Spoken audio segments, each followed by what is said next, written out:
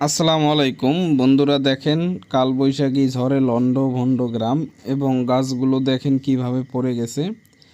তা আসলে সেই যে রাতে ঝড় বৃষ্টি হলো এবং ঘূর্ণিঝড় এবং কালবৈশাখী ঝড় দেখে মাথা খারাপ। দেখেন বন্ধুরা, কত বড় বড় গাছ কিন্তু উপড়ে ফেলেছে এবং আরও অনেক দৃশ্য দেখাবো, আপনাদের মাঝে শেয়ার করব এবং ঝড়ে কত ক্ষয়ক্ষতি হলো সব কিছু আপনাদের মাঝে শেয়ার করব।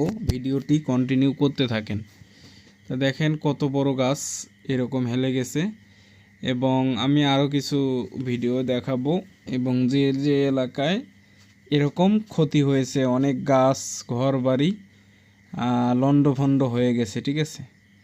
তো এই যে দেখেন এত বড় বড় গাছ, সেই গাছগুলো কিন্তু ভেঙে গেছে, অর্থাৎ কালবৈশাখী ঝড়ে এগুলো পড়ে গেছে, ঠিক আছে। তো এইগুলো ফাঁকায় ছিল বিধায় মানুষের ক্ষয়ক্ষতি হয় নাই। তা ভিডিওটা দেখতে থাকেন।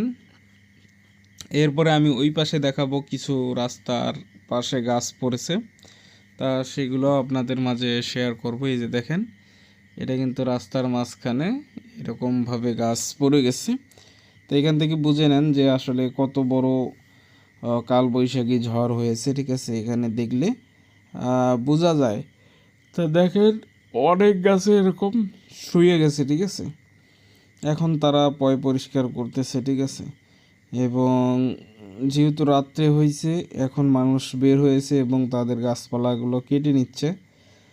আর কত বড় শক্তিশালী হয়েছে বা কত বড় হয়েছে সেটা বোঝা যায় যে ঝড়ের লক্ষণ অনেক খারাপ ছিল।